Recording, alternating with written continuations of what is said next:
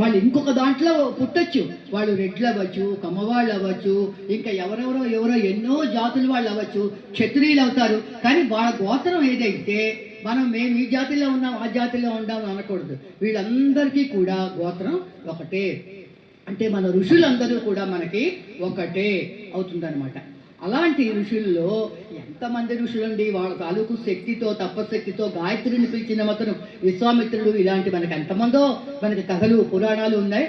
అసలు ఒక్కొక్క ఋషి గురించి మనం చెప్పుకుంటూ వెళితే మనకి మొత్తం వాళ్ళకు జన్మలు చెప్పుకోవాలంటే 108 రోజులు 108 ఋషులను చెప్పుకోవచ్చు మనం. అంత గొప్పవాళ్ళు వాళ్ళు. విశ్వామిత్రుడు, కర్ణుడు, జమదగ్గిని, పరశురాముడు, వీళ్ళందరూ మనకు ఋషులే కదా. ఒక్కొక్కరికి ఒక్కొక్క స్థల పురాణం అన్నమాట. అలాగా ఇప్పుడు ఈరోజు మన ప్రవచనంలో మన ఋషి ఎవరు అంటే ఏలుడు. అతని పేరు ఏలుడు అనమాట. ఏలా నది అని మనం అనుకుంటూ ఉంటాం కదా, కృష్ణానదికి పక్కనే ప్రవహిస్తూ ఉంటుంది ఏలా నది అని. ఆ నది రావడానికి కారణమే ఇతను, ఈ ఏలుడు. అయితే ఈ ఏలుడు అన్న అతను ఎందుకు తపస్సు చేస్తున్నాడు? మాకేవో కావాలండి, మాకు బోళ్ళు బట్టలు కావాలి, మాకు బోళ్ళు నగలు కావాలి, ఇది కాదు అక్కడ. అతను ఎందుకు చేస్తున్నాడు అంటే ఎంతో మంది ఋషులు ఉన్నారు, వీళ్ళంతమందికి స్నానాలు, అర్ఘ్యపాదాలు, పూజలు, హోమాలు ఇవన్నీ చేసుకోవాలి కదా. వీళ్ళకి నీళ్లు లేవు, ఎక్కడికో వెళ్ళి నీళ్లు తెచ్చుకోవాలి. ఎలాగ వెళతారు, ఏమిటి చేస్తారు, కష్టమైపోతున్నది మాకు అంచేత అమ్మవారిని పూజించాలి. తర్వాత స్వామివారిని పరమశివుడిని ప్రార్థిస్తే మనకు నీళ్ళు ఎవరిస్తారండి? పరమశివుడే కదా. ఎందుకంటే జటాజూటంలో గంగ ఉంటుంది, అతను వదిలితేనే మనకి ట్యాపు, లేకపోతే కట్టేస్తే ట్యాపులోంచి రావు కదా. ఆయన కృప ఉండాలి మనకి. అందుకని ఈ ఏలుడు అనేటువంటి వాడు ఏం చేస్తున్నాడు, ఆ తాలూకు ఆ అమ్మవారిని దయచూడమని గంగాదేవిని ప్రార్థిస్తూ పరమశివుడికి తపస్సు చేశాడు. అతను చేసిన తపస్సుకి మెచ్చి పరమేశ్వరుడు ప్రత్యక్షం అయ్యాడు. ప్రత్యక్షం వచ్చి నాయన ఎలా, ఎందుకు నువ్వు చూడండి ఏలుడు అని చెప్పాను కదా, నన్ను పిలిచాడు. నాయన ఎలా, నువ్వు ఎందుకు తపస్సు చేస్తున్నావు, నీ కోరిక ఏమిటి చెప్పు నాయన అని అంటే వెంటనే అతను అన్నాడు, స్వామి నువ్వు ప్రత్యక్షం అయ్యావు, నాకు ఆనందం, నాకేమిటి కావాలి చెప్పు, నాకు ఇవి కావాలి అవి కావాలి, కోరిక వెళ్ళావు. కానీ అమ్మవారిని నువ్వు పంపించు అంటే స్వామి చెప్తే కదా అమ్మవారు వస్తుంది. ఇక్కడ నదీ ప్రవాహం ఒకటి వస్తే బాగుంటుంది అన్నాడు. తప్పకుండా నీకు అలా ఇస్తానని ఒక కండిషన్ పెట్టాడు ఆయన, షరతు. అది ఏమిటి? ఆమెను నేను పిలుస్తాను గంగమ్మని, ఆ గంగమ్మ వెనకాతలే నువ్వు పరిగెడుతూ దారి చూపించు. ఏ దారిలోంచి ఎంతవరకు ఆమె వెళ్తుందో అంతవరకు నువ్వు వెళ్ళు వెనకాతల. అక్కడ తర్వాత నువ్వు కానీ ఆగేవా అమ్మ యొక్క ప్రవాహం కూడా అక్కడ ఆగిపోతుంది అన్నాడు. అతను అన్నాడు తప్పకుండా నేను పరిగెడతాను అన్నాడు. సరే అని చెప్పి గంగని పిలిచాడు. గంగని పిలవగానే గంగాదేవి వచ్చింది. గంగాదేవి వచ్చి ఆ గంగ చెప్పగానే నువ్వు వెళ్ళాలి, పరమశివుడు చెప్పాడు గంగాదేవి నువ్వు వెళ్ళాలి, అతను ఎంతవరకు పరిగెడతాడో నువ్వు అంతవరకు వెళ్ళు అన్నాడు. ఇతను అనుకున్నాడు నేను ఎంత శక్తినైనా పెట్టి అలా పరిగెట్టి ఎంత దూరమో పరిగెడితే అంతవరకు ఋషులు మునులు అందరికీ నీటి సమస్య ఉండదు, అందరూ నదిల్లో స్నానాలు చేస్తారు, నది ప్రవహిస్తుంది అన్న ఉద్దేశంతో అమ్మవారు వచ్చి అలా చెప్పిన తక్షణం పరుగు మొదలెట్టాడు. పరుగు అలాగ పరుగు పెడుతూనే ఉన్నాడు. పొద్దున్న మొదలెట్టినటువంటి పరుగు ఆ రోజంతా అయిపోయింది, రాత్రి వరకు అయిపోయింది, మర్నాడు తెల్ల వార్తకు అయిపోయింది. గంగాదేవి పరమేశ్వరుని వెళ్ళి స్వామి నువ్వు పరిగెత్తమన్నావు, ఆ ఋషీశ్వరుడికి అది ఎంత శక్తి ఉందో అలా పరిగెట్టిస్తున్నాడు, అతనితో పాటు నేను పరిగెడుతున్నాను, నాకు చాలా కష్టంగా ఉంది, నేను ఇంకా పరిగెత్తలేకపోతున్నాను అంటే ఏలుడు పరుగు కన్నా అమ్మవారి శక్తి తగ్గుతోంది, ఆవిడ పరిగెత్తలేకపోతుంది పాపం. ఆమె కూడా స్త్రీ కదా, గంగ వెళ్ళలేకపోతున్నాను అని అంటే అప్పుడు ఏలుడికి ఆపాలి, ఇంకా ఆగా వెళ్ళిపోతుంటే మరి నిత్యం గంగ ప్రవహించాలంటే ఆమెడు కూడా కష్టం కదా. అంచేత ఇతను ఏమిటి చేశాడు, అక్కడ వరకు వెళ్ళాక కోడిలా కూసాడు, కోడి పుంజయి కోడిలా కో అని కూసాడు. ఎప్పుడైతే అతను కోడిలా కూసాడో అప్పుడు స్వామి ఇతని ఏలుడు ఏమిటనుకున్నాడు, అమ్మో తెల్లవారిపోతుందిలా ఉంది, నేను స్నానం సంధ్య చేసుకోవాలి, ఇప్పుడు ఎలాగా అని చెప్పి అక్కడ వెంటనే ఎంతవరకు అయితే వెళ్ళాడో అక్కడ వెంటనే ఆగిపోయి చూసుకల్లా వెనకాతల నుంచి నదీ ప్రవాహం ఇతని వెనకాతలే వస్తుంది. అమ్మా గంగ వస్తుంది నా వెనకాతల. ఆగ్గానే వెంటనే ఈశ్వరుడు వచ్చన్నాడు, చాలు ఎలా ఇంకా నువ్వు పరిగెత్తకు, అమ్మ పరిగెత్తలేకపోతుంది, అమ్మగారు నువ్వేమో ఇంకా పరిగెడుతున్నావు, అందుకని నేను కోడిపుంజులాగా వచ్చి అరిచాను, ఇంకా చాలు ఇక్కడతో ఆపేయి అన్నాడు. అంటే స్వామి నాకు తెలియకుండా పరిగెత్తాను, ఎందరికో నీళ్ళు రావాలని అని అక్కడ గంగాదేవి ఆగిపోయింది. అసలు ఆ గంగ ఎక్కడి నుంచి పరిగెత్తిందో అక్కడ నుంచి పరిగెత్తి పరిగెత్తి పరిగెత్తి వచ్చి ఈ ఏలుడు అక్కడికి ఆగగానే కోడిలో అరవగానే అమ్మో నాకు అంటే సమయపాలన మనకి చాలా ముఖ్యం. సమయం అంటే సమయం. మనం 4 గంటలకు వద్దాం అనుకుంటాం, 4 గంటలకు ఎవరు రారండి అనేసుకుందాం, 5కి వెళ్దాం అనుకుంటాం. ఎవరు వచ్చినా రాకపోయినా మనకు అనవసరం.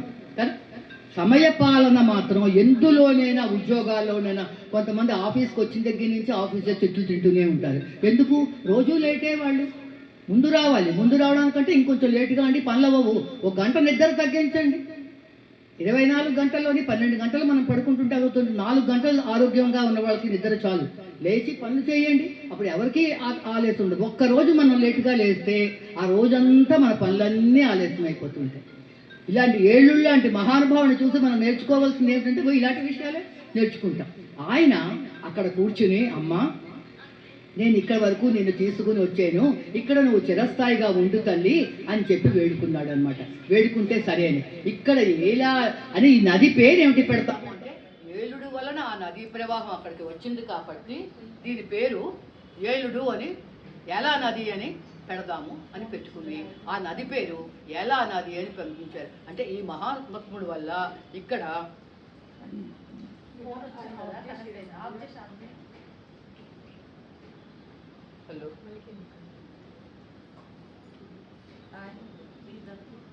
ఈ మహాత్ముడు వల్ల ఆ ఒక నది యొక్క ఉద్భవం జరిగింది. ఉద్భవం జరిగిన తర్వాత చూసేవా దేవి నా భక్తుడు ఎంత గొప్పవాడో, ఎంత దూరం చూడు గంగమ్మని పరిగెత్తించాడో అని ఎంతో ఆనందపడ్డారు. పార్వతీదేవి కూడా వచ్చింది అక్కడికి, అమ్మవారు కూడా వచ్చి అమ్మవారు కూడా అక్కడ నిలబడింది అనమాట. అంటే ఇప్పుడు పరమేశ్వరుడు వచ్చాడు, అమ్మవారు కూడా వచ్చి అక్కడే ఉన్నది, ముందు గంగాభావని వచ్చింది, మొత్తం 3 ఉన్నారు కాబట్టి అక్కడ దేవతలంతమంది కూడా గబగబామని చెప్పొచ్చి అయ్యో ఒక నది ఉద్భవించింది ఇక్కడ అంటే అక్కడ వాళ్ళు ఋషులు చెప్పారు, ఈ పరిసర ప్రాంతాల్లోనే అమ్మవారి యొక్క శరీర భాగం ఒకటి పడి ఉంది కాబట్టి ఇక్కడ తప్పకుండా ఒక శక్తిపీఠం కూడా ఉంటుంది అని చెప్పన్నారు. అంటే అవునా, అయితే తప్పకుండా ఇక్కడ శక్తిపీఠం కూడా ఉంటుంది. అమ్మ వచ్చింది, గంగాదేవి వచ్చింది, పార్వతీ పరమేశ్వరులు ఇద్దరు వచ్చి నిలబడన్నారు, ఇంతమంది కూడా ఉన్నారు, ఇది ఒక పెద్ద పుణ్యక్షేత్రం, ఆ శక్తిపీఠం ఉంటుంది. అయితే ఇతను ఏలుడుగా వచ్చి నదిని పిలిచాడు కాబట్టి, గంగా అమ్మవారి ఇతను వెనక పరిగెత్తింది కాబట్టి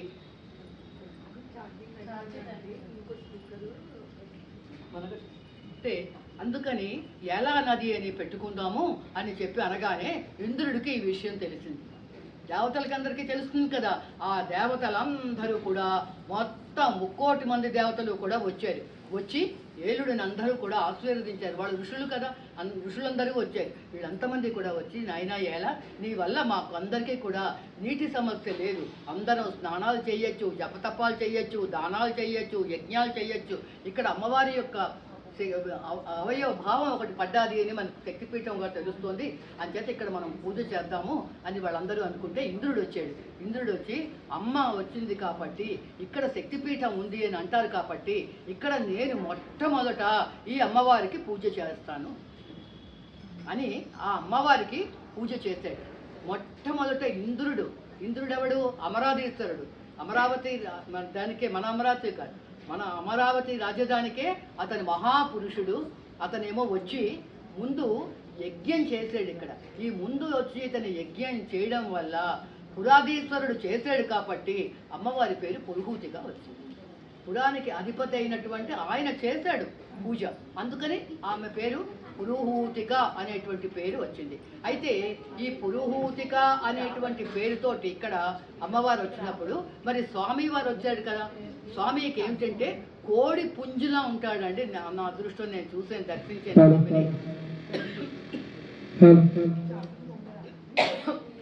అయితే కోడి పుంజు ఇలాగ పడుకుని కట్టుకుని ఉంటే ఎలా ఉంటుందో శివలింగం అలాగే ఉంటుంది. అయితే ఒక 12 సంవత్సరాలు ఎంతో అయిందమ్మా ఇక్కడ పురుహూతికాలో. 12 సంవత్సరాలకు ముందు చూసిన వాళ్ళందరూ కూడా ఆ కోడి పుంజులో ఆ స్వామివారి దర్శనం చేయడం జరిగింది. మేము 2-3 సార్లు మాకు దగ్గర కదా, అక్కడక్కడ రాజమండ్రి పరిసర ప్రాంతాలు వెళ్ళినప్పుడల్లా కూడా పురుహూతుక అమ్మవారిని స్వామివారిని కూడా దర్శించి ఉంటాం. తర్వాత ఒక 6-7 ఏళ్ల క్రితం మళ్ళీ మేము అందరం వెళ్ళినప్పుడు అక్కడ ఏమైంది, లింగం కోడిపుంజులా లేదండి, లేకుండా ఒక బ్రౌన్ కలర్ అంటే వీపూర్తి రంగులో ఉన్నటువంటి ఇంత పెద్ద శివలింగం ఉంది అక్కడ. నాకు డౌట్ వచ్చింది, ఎందుకు శివలింగ రూపంలో ఉందేంటి, కోడిలా కూర్చాడు కాబట్టి కోడి పుంజులా ఉండాలి కదా, ఆకారం కోడిలా కూర్చాడు కాబట్టి కోడి పుంజులా ఉండాలి కదా, కానీ ఇతను ఏమిటి ఇలాగా లింగ రూపంలో ఉంది అని అక్కడ ధర్మకర్తల్ని నేను అక్కడ అడిగితే వాళ్ళు అన్నారు, అమ్మ ఆ లింగానికి ఏంటైందంటే కొన్ని ఎన్నో యుగాలు అయింది కదా, దాని మీద ఇలా చిన్న చిన్న పగుళ్ళలాగా వచ్చాయి, అలాగ ఉండకూడదు కాబట్టి దాన్ని మేము ఆ పగుళ్ళు చేసి అందుకని లింగ ప్రకారంగా పెడుతుంటే ఆ ఆకారంలో ఉన్నారన్నట్టు ఒప్పుకోలేదట. పీఠాధిపతులు వాళ్ళు ఒప్పుకోలేట, అలాగ ఉన్నది అలాగే ఉంచాలి, కానీ దానికి ఇప్పుడు చిన్న బిగట్లు వచ్చాయి కాబట్టి అభిషేకానికి వాటికి కూడా పనికి రాదు, అందుకని మనం ఏం చేద్దాం అంటే లింగ రూపంలోనే ఆరాధిద్దాము అని చెప్పి అష్టదిగ్బంధనం చేశారంటే ముందు స్వామివారిని తీసి పక్కన పెట్టి ఆ జీవం తీస్తారండి, ఊగిపోతారండి వాళ్ళు. ఆ జీవాన్ని తీసినప్పుడు ఎంత శక్తివంతమైన లింగం, ఆ లింగాన్ని తీసి వాళ్ళ తాలూకు చేతుల్లో ప్రక్షాళన చేసుకుని అక్కడ లింగ ప్రతిష్ఠ చేసి ఈ శక్తిని అందులో ప్రతిష్ఠ చేస్తారు. దాన్ని అష్టదిగ్బంధనం చేసి లింగ ప్రతిష్ఠ చేశారు అని అంటారు. ఇప్పుడు ఏమిటైంది, ఆ తర్వాత నుంచి అంటే ఒక 7-8 సంవత్సరాలు పట్టి ఎవరైతే పురుహూతుక అమ్మవారిని చూడడానికి వెళ్తున్నారో ఎన్నాళ్ళు అవ్వలేదు, మధ్యకాలంలోనే ఆ లింగం మామూలుగా మన వీపూతి పండు రంగులోనే శివలింగం ఉంటుంది, దాన్ని మనం కుక్కుటేశ్వర స్వామిగా చేస్తాం. కుక్కుటేశ్వర స్వామి అన్న పేరు ఎందుకు వచ్చింది, కోడిలా కూసాడు కాబట్టి కుక్కుటేశ్వర స్వామి అయ్యేది. పురాధీశ్వరుడు వచ్చి పూజ చేశాడు కాబట్టి ఆమె పురుహూతికా దేవి అయింది.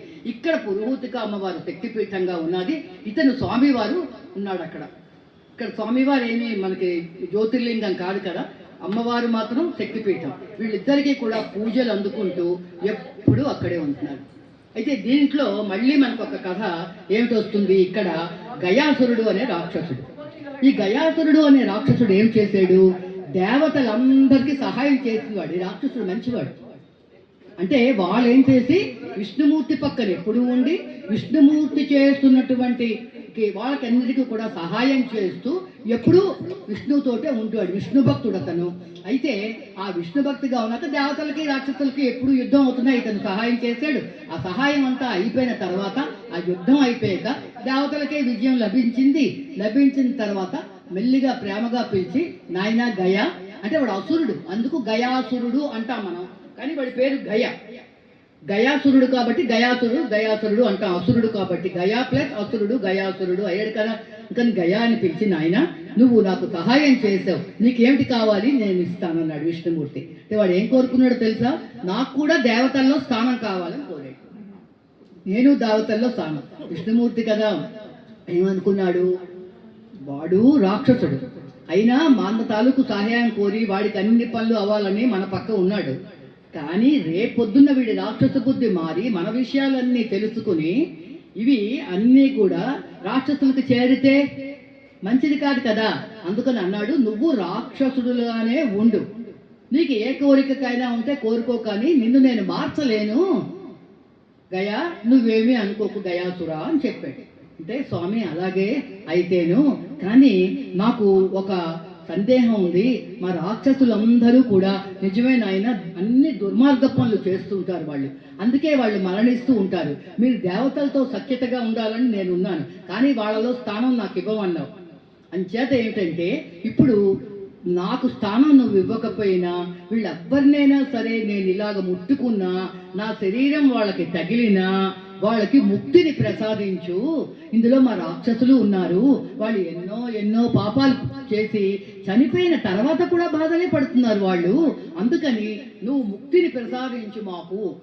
నేను చేత్తో ఇలాగా తమిళగానే ఎలా తగలగానే వాళ్ళకి ముక్తి రావాలి చనిపోయే ముందు, అందుకని ముందు ఎవరైనా వచ్చి నా ఒంటి మీద చెయ్యి వేసి నన్ను తగిలి వెళ్ళేరా వాళ్ళు ఎప్పుడు మరణించినా వాళ్ళకి ముక్తి ఇయ్యని పెట్టాడు.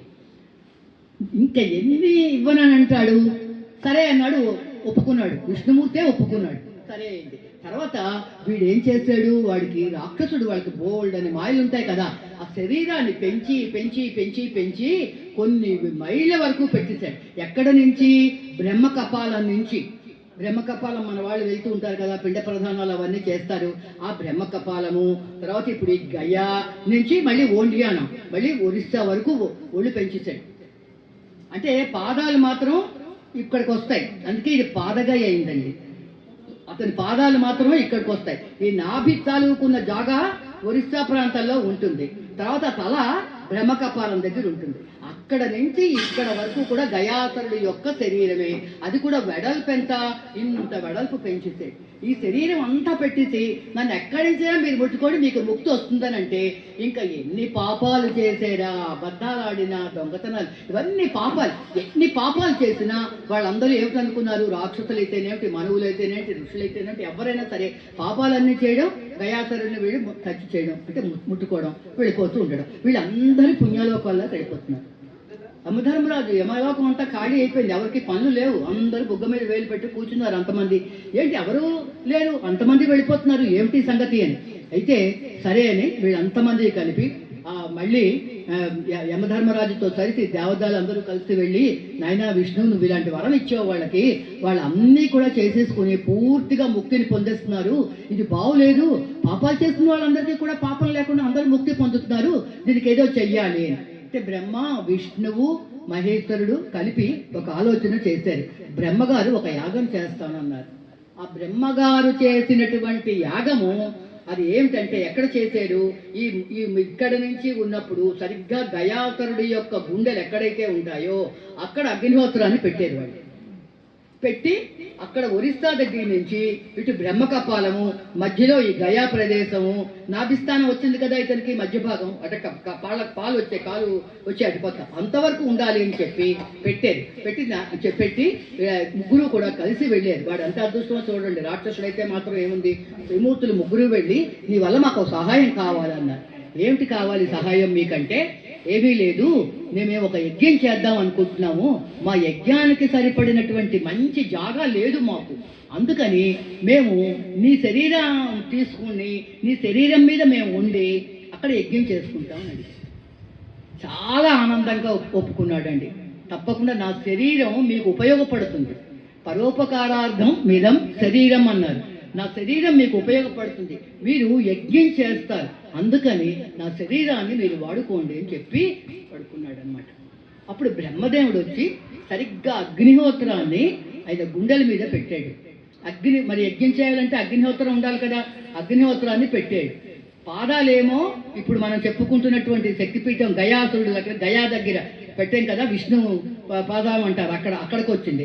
తల ఏమో అక్కడేమో ఉంది బ్రహ్మకపాలంలో, బ్రహ్మదేవుడి దగ్గర. మనం బ్రహ్మకపాలం అని చెప్పి బదరి అది వెళ్ళి పిండ ప్రధానాలు చేస్తాం కదా, బ్రహ్మకపాలం అంటాం, అక్కడికి వెళ్ళారు.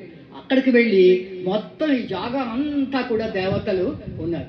ఎప్పుడైనా సరే మీరు అక్కడికి వెళితే ఇప్పుడు కుక్కుటేశ్వరుడుగా లింగాన్ని మార్చి కోడిపుంజి లాంటి ఉన్నటువంటి ఆ విగ్రహాన్ని ఇప్పుడు మామూలు శివలింగంగా బూడిద రంగులో మార్చారు కాబట్టి అది ఇంకా శాశ్వతంగా ఉంటుంది, కొన్ని యుగాల వరకు పర్వాలేదు. కానీ ఎప్పుడైనా మీరు వెళితే అక్కడ పెద్ద బొమ్మలండి, ఆ నీళ్లు అదంతా కూడా గంగ నీరు కదా, ఆ నీళ్ల మధ్యలో ఈ అగ్నిహోత్రము, చుట్టూ దేవతలు, గయాసురుడు, అక్కడ నుంచి అంతవరకు వాడి తాలూకు శరీరము, ఆ బొమ్మలు ఉంటాయండి, నిత్యము కనుల వైభోగంగా ఉంటుంది. ఈ కథ విని వెళ్ళారంటే, ఎవరైనా అక్కడ దర్శించుకున్నారంటే, పిఠాపురం మనకి చాలా దగ్గర, ఆంధ్రప్రదేశ్లోనే ఉంది. ఎంత అందమైన చిత్రాలు చేశారు, విగ్రహాలు. చిత్రాలు అంటే పెయింటింగ్స్ అది కాదు, పెద్ద పెద్ద విగ్రహాలండి, అన్నీ చేస్తున్నారు. అయితే వీళ్ళు అక్కడ పెట్టి ఇక్కడ అగ్నిహోత్రం పెట్టి కాల్స్తూ ఉండగానే పాపం అంత శరీరం గుండెల మీద పెట్టి అటు ఇటు అటు ఇటు తిరుగుతున్నాడు అనమాట. మంట కదండి, అక్కడ మండిపోతుంది అగ్నిహోత్రం, ఇటు అటు తిరుగుతూ కొంచెం బాగా దీనిగా ఉండి, అమ్మో నాకని చెప్పని అంటే కదులుతున్నాడు, ఇలా ఇలా కదులుతున్నాడు. కదులుతూ ఉంటే విష్ణుమూర్తి అన్నాడు, నువ్వు అలా కదులుతూ ఉంటే యజ్ఞహోత్రం పడిపోతుంది, అది అపశకునం, అలా మాత్రం నువ్వు చెయ్యకూడదు అంటే, అలా మాత్రం మీరు చెయ్యకూడదు, అలా కదిలిపోతున్నావు నువ్వు యజ్ఞం చేస్తుంటే, అలా కదిలితే ఎలాగా అంటే వెంటనే అన్నాడు విష్ణువుతో, విష్ణు నన్ను నువ్వు సంహరించాలని ఎత్తు వేశావు, అంతేకాని యజ్ఞం అన్నది ఒక మిష, కానీ నన్ను సంహరించాలి అన్న ఉద్దేశంతో నువ్వు ఇలా చేసావు నాయన. కానీ నా మృత్యువు నీ చేతుల్లోనే వెళ్తోంది, నాకు అంతకంటా కావాల్సింది ఏమిటి? అయితే నాకు ఇంకా ప్రాణం పోతుంది, నేను ఇంక ఎంతసేపు ఉండలేను, అగ్ని మండిపోతున్నారు గుండెల నుంచి. అందుకని మళ్ళీ వరం కోరుకుంటున్నాను, ముట్టుకుంటే కాదు, ఎవరొచ్చి ఈ 3 జాగాల్లో ఎక్కడైనా సరే పిండ ప్రధానం ఎవరు చేస్తారో వాళ్ళకి ముక్తినియ్యాలి అని అడిగే. తప్పకుండా నీకు నేను అలాంటి ముక్తిని ఇస్తాను అని ఎవరైనా సరే, అంటే బ్రహ్మ కపాలంలో కానీ, ఇది పాదగయ కాబట్టి పిఠాపురం పాదగయ కాబట్టి పాదగయలో కానీ, ఓంజానం అక్కడ గిరిజాదేవి అక్కడ కానీ, ఎక్కడికైనా సరే నువ్వు పిండ ప్రధానాలు ఇచ్చిన వాళ్ళకి నాకు ముక్తిని కలిగించు అని. అంటే కదులుతున్నాను, కదలకుండా ఉండలేకపోతున్నాను, నా మీద బరువు ఏదైనా పెట్టు అన్నాడు. అంటే సరే అయితేనని చెప్పి స్వామి ఏం చేశాడు, యమధర్మరాజు దగ్గర ఒక శిల ఉంది, ఒక అమ్మవారు ఉంది యమధర్మరాజు దగ్గర. ఆ యమధర్మరాజు తల్లి సొంత చెల్లెలే ఆమె విగ్రహ రూపం అయింది. విగ్రహ రూపం చెప్పి, అన్నయ్య నా విగ్రహాన్ని నువ్వు ఉపయోగించు అని చెప్పిందండి. దీనికి ఒక అద్భుతమైన కథ ఉంది, అది మన శక్తిపీఠాలకి సంబంధం కాదు, కానీ నన్ను ఉపయోగించు నువ్వు అని చెప్పింది ఆమె. అది గుర్తొచ్చింది విష్ణువుకి. వెంటనే యముణ్ణి పిలిచి, నువ్వు వెళ్ళి అక్కడ నీ సోదరి తాలూకు విగ్రహం ఉంది కదా, అంటే రాతి రూపంలో ఉంటుంది, ఆ రాయి పట్టుకొచ్చి ఈ గయాసుడు కదలకుండా అతని గుండెల మీద పెట్టండి అన్నాడు. ఉపయోగించి చేయాలి కదా, తెచ్చారు. ఆ విగ్రహాన్ని తెచ్చి ఆ సోదరి, ఆమె ధర్మవ్రత, ధర్మమే ఆవిడ జీవితం, అందుకని ఆవిడ ధర్మ దేవత అనమాట.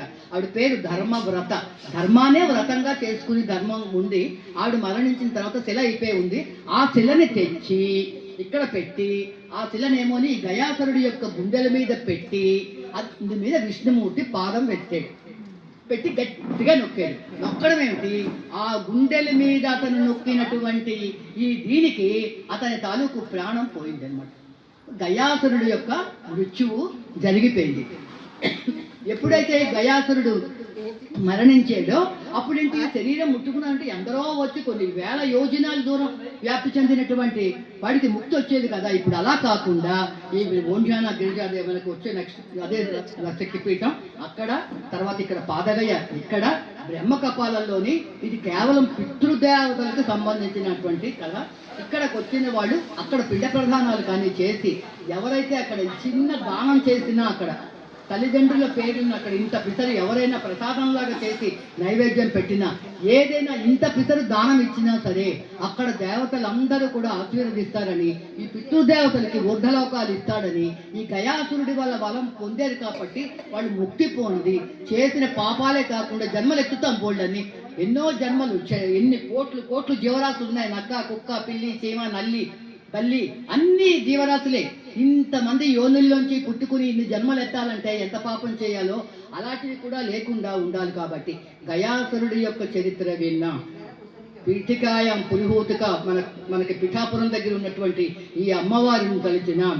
ఈ ఏలుడు నది ఎందుకు వచ్చింది, ఇదంతా కూడా మనకి శక్తిపీఠంలోనే వచ్చిందమ్మా. ఈ శక్తిపీఠం విరాజిల్లుతోంది అక్కడ కూడా పిఠాపురంలోని. ఇలాగ విరాజిల్లుతూ ఉండగా మన శంకరాచార్యుల వారు పర్యటనలోకి వస్తున్నప్పుడు పిఠాపురంలో వచ్చారు. అతను పిఠాపురంలో వచ్చిన తర్వాత అతనికి అమ్మవారు చెప్పింది, నన్ను విగ్రహ ప్రతిష్ఠ చేశారు, నాకు ప్రథమ పూజ చేసింది ఇంద్రుడే చేశాడు, అందుకే కదా ఇంద్రుడి చేత ముందు పూజించబడింది కాబట్టి ఆమె పురుహూతిక అయింది. అంటే పురాధీశ్వరుడు పూజించాడు, ఎవరు, ఇంద్రుడు. అన్నీ బాగున్నాయి, నాకు చక్రాన్ని వేసి నా పవిత్రత పెంచండి అంటే ఆవిడకి పవిత్రత లేదని కాదు, మన కోసమని శ్రీచక్రాన్ని తీసుకొచ్చి పెట్టాలి. అంటే అతని శరీరంలో ఒక రకమైన మార్పు వచ్చి రోమాలు అంచితమయ్యి, అమ్మా నీకు నేను చక్రం కదా చెయ్యాలి, నేను చేస్తాను అని అతను చక్రాన్ని తయారు చేయించి దాన్ని ప్రతిష్ఠ చేసి వేదమంత్రాలతోటి పునఃప్రతిష్ఠ చేశారు. ఇప్పటికైనా ఎవరైనా సరే పూజారులు వెళ్ళారు అనుకోండి, చక్కగా ఆమె పాదగయ, అది ఆ పాదాల దగ్గర చుట్టూ కూడా చక్రం ఉంటుంది. నిత్యం ఆ చక్రం బయటికి కనపడకుండా పూలతోటి నింపేస్తారు, దాన్ని మొత్తం పూలతో నిండి ఉంటుందమ్మా చక్రం. మనం స్థల పురాణం తెలుసుకుని కానీ వెళితే అక్కడ పూజారులకి, ఏమండి మేము శ్రీచక్రం చూస్తామండి అంటే వాళ్ళు చేసి చూపించాలమ్మా, అది కూడా నియమం ఉంది. మనం అడగకుండా దండం పెట్టేసుకుని టైం అయిపోవాలి, వెళ్ళిపోవాలి, బ్రేక్ఫాస్ట్ టైం అయిపోయింది, ఇలా హడాలు ఉంటుంది, పిల్లలతో వెళ్తాం కష్టమే అడగడం. కానీ అక్కడికి వెళ్ళి దర్శనం అయిన తర్వాత ఒక్క మారు మాకు చూపించండి అంటే వాళ్ళు అక్కడ ఉన్న పుష్పాలను కొంచెం తొలగించి చూపిస్తారు. మనకి చూపించినప్పుడు మనకి శంకరాచార్యులు వారు మన గురువు గారు పెట్టినటువంటి ఆ చక్రం కనపడుతుందమ్మా. దాన్ని దర్శనం చేసుకోవాలి ముఖ్యంగాను అన్నది మనకి ఈరోజు శక్తిపీఠం చెప్పుకున్నాము. ఈరోజు పీఠికాయం పురుహూతిక అని దగ్గరండి. నమస్కారం.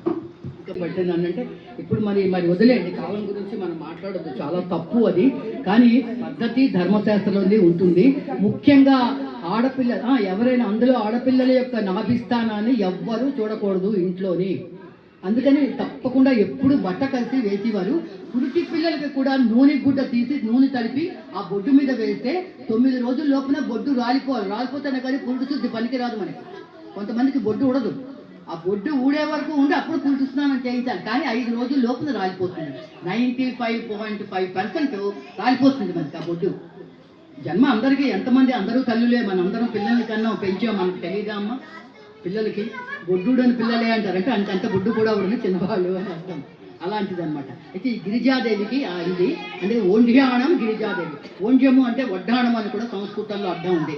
అంటే తన యొక్క శరీరంలో ఎన్ని ఎన్ని ఎన్ని అలంకారాలు అమ్మ చేసుకున్నా తన నాభి ప్రదేశము మాత్రము గుప్తంగా ఉండాలి అని ఎప్పుడు వడ్డాణంతో ఉంటుంది ఆవిడ. అంటే ఆడవాళ్ళు ఎప్పుడు వడ్డాణం వేసుకోవాలి, అంటే కనిపించకుండా. తర్వాత బట్టలు అందరూ వడ్డాణం లేకపోయినప్పుడు చక్కగా చీర మంచి డ్రస్సు వేసుకున్నప్పుడు మాత్రం ఒడ్డు భాగం కనపడకూడదు అని చెప్పింది ఇక్కడ ఇలాగా. అయితే ఈ గిరిజాదేవి అంటే ఈమెని ఇది ఓండ్యాణం అంటే ఓండ్ర ప్రదేశం అనమాట. ఇది ఇక్కడ ఓండ్ర ప్రదేశం అని చెప్పి ఇక్కడ జోజల్పూర్ అని ఉంటుందండి. జోజల్పూర్ అని ఉంటుంది. ఆ జోజల్పూర్ దగ్గర నుంచి కటక్ వరకు ప్లేట్లు అన్నీ కూడా రన్నింగ్లు అవన్నీ కూడా ఉంటాయి, ఇక్కడ అవుతుంది. అయితే ఈ శక్తిపీఠం ఏంటంటే మనం చక్కగా ఆరాధించడము, మనం కుంకుమ పూజలు చేసుకుంటాము, అలాంటివంటే కుదరదు. ఇది దేనికంటే కేవలం పితృదేవతలకి పూజలకి మాత్రమే ఇది వర్తిస్తుంది. ఈ పితృదేవతలు ఎవరైనా సరే వచ్చిన తర్వాత ఇక్కడికి ఎవ్వరు చనిపోయినా చూడండి, మనకి 12 ఇవన్నీ జరుగుతున్నవే, చెప్పాలా చెప్పకూడదా ఆలోచన అక్కర్లేదు. మనకి 12 రోజుల వరకు మనకి శుద్ధి ఉంటుంది, అంటే అసూచికంగా ఉంటాం. మనం 12 రోజుల నాడు శుద్ధి చేసుకుంటాం. మనం శుద్ధి చేసుకున్న తర్వాత చాలా మంది అడుగుతూ ఉంటారు, అమ్మ మాకు సంవత్సర సూతకం కదా. నాకు చాలా మంది అడుగుతూ వచ్చా, అమ్మ సంవత్సర సూతకం కదా, మేము ఈ సంవత్సరం దీపం వెలిగించుకోవచ్చా, పూజ చేసుకోవచ్చా? దీపం మానిడం మహా దరిద్రం, తప్పు కూడా. ఎప్పుడు 12 రోజులు మనకు దేవుడి ఇంట్లోకి వెళ్ళే అర్హత లేదు. ఎందుకంటే అత్తగారు మామగారు ఇట్లాలో వెళ్ళారు అనుకోండి, ఇది మైల పడతాం, కొందరు పక్షిని పడతారు 3 రోజులు, కొందరు 12 రోజులు మైల పడతారు. 12 రోజులు ఉన్న వాళ్ళైనా సరే పక్షిని 3 రోజులతో అయిపోతుంది కాబట్టి వాళ్ళు ఏమైనా చేయొచ్చు.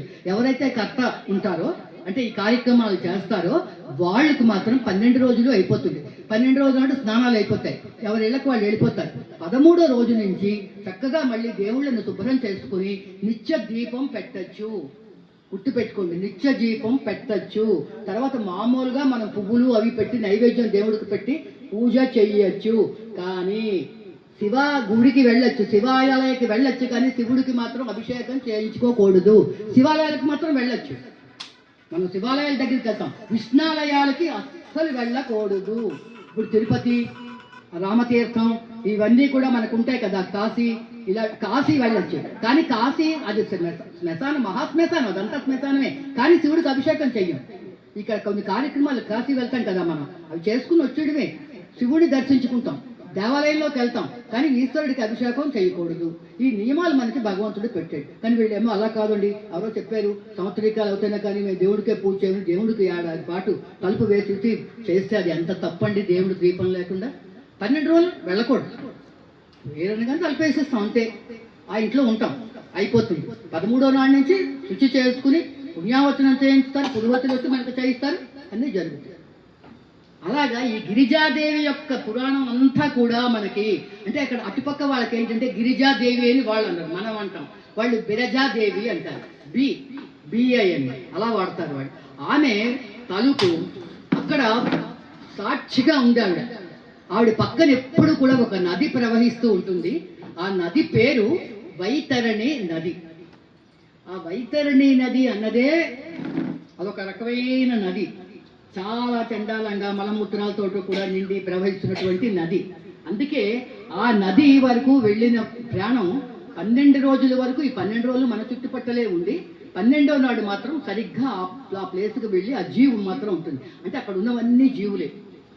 అక్కడ మనం పూజలు పునస్కారాలు కుంకుమ పెట్టడం దీపం పెట్టడం ఏమీ ఉండవు. అంత పితృదేవతలకి కార్యాలు చేసుకుందుకి పిండ ప్రధానాలకి ఈ శక్తిపీఠం అక్కడ వెలిసిందనమాట. అయితే ఈమె అక్కడ ఒడ్డు నుండి జస్టిస్ చేస్తుందనమాట, తీర్పు.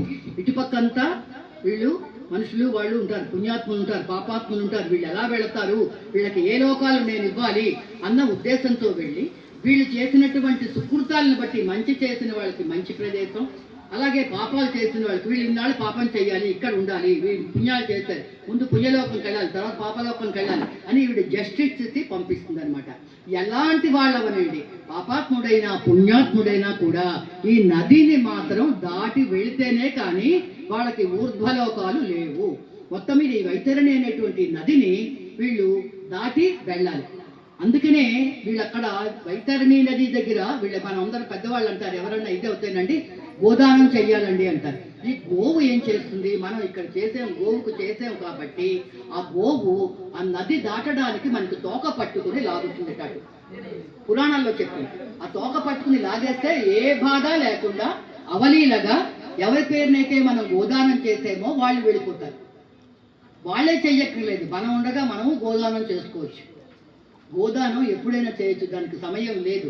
కానీ చనిపోయినప్పుడు కొడుకులు అత్తగారు మామగారు పోతే గోదానం చేస్తారు, అది వేరే విషయం అండి. మన దగ్గరికి అవకాశం ఉన్నప్పుడు ఇంకేమీ చేయకూడదు, కానీ గోదానం ఎప్పుడైనా మనం చేసుకోవచ్చు. ఈ గోవు మనకి సహాయం చేసి ఈ వైతరణి నది దాటి బయట పెట్టేస్తుంది. ఈ రకంగా మనకి ఈ గిరిజాదేవి అక్కడ మనకి జస్టిస్గా ఉండి వీళ్ళు ఎలాంటి వాళ్ళు ఎలా పంపించాలి చూస్తుంది. అయితే ఇక్కడ అమ్మవారు శ్రీ మహావిష్ణువు, ఈవిడేమో గిరిజాదేవి శక్తిపీఠం. కానీ అక్కడ ఉన్నటువంటి పురాణ పురుషుడు అక్కడ ఎవరున్నారు, పురుషుడే కానీ స్వామి మన శివుడు కాదు. అక్కడ ఉన్న అతను ఎవరంటే అతను సాక్షాత్తు విష్ణుమూర్తి. ఎలా ఉన్నాడంటే అవతారంతో శ్వేతవరహ కల్పంగా ఉండి పక్క నుంచే తన సోదరిని కాపాడుతూ ఉంటాడు. అంటే ఇక్కడ ఈ గిరిజాదేవి యొక్క శక్తిపీఠం అది ఉంది కదా, అక్కడ ఏమీ ఉండదండి. అక్కడ మామూలుగా చిన్న విగ్రహాలాగే ఉంటుంది, అక్కడ పెడుతూ ఉంటారు. అక్కడ అందరూ వచ్చి ఈ కార్యక్రమాలన్నీ చేస్తూ ఉంటారు. అక్కడ పెద్ద చూడడానికి మనం ఉండడానికి లేదు. అమ్మవారిని దర్శించుకుంటూ అలా వెళ్ళి రావాలంటే మీరు దర్శించుకుని వెళ్తారమ్మా, మీరు ఒకలాగా వచ్చి వెళ్ళిపోండి అని మనకి పంపిస్తూ ఉంటారు. ఆ రకంగా మనకి అవుతుంది. ఆ తర్వాత అక్కడ నుంచి ఈ వరహ రూపంగా ఉండి స్వామివారు అక్కడ నుంచి కటాక్షం చేసి ఇతనికి దేవికి రక్షగా అన్నదమ్ముడు కదా ఇక్కడ ఉండి చూస్తూ ఉంటాడు. అతను శ్వేతవరహ రూపంలో అతనేమో ఉంటాడు. ఇది మనకి ఇక్కడ ఈరోజు మనకి ఇంకొక శక్తిపీఠం అయిపోయింది గిరిజాదేవి. ఈ అమ్మవారు అంటే ఈవిడ గురించి మనకి అమ్మ పూజలు చేసుకోండి, అభిషేకాలు చేయండి, కుంకుమ పూజలు ఇవేమీ ఉండవు.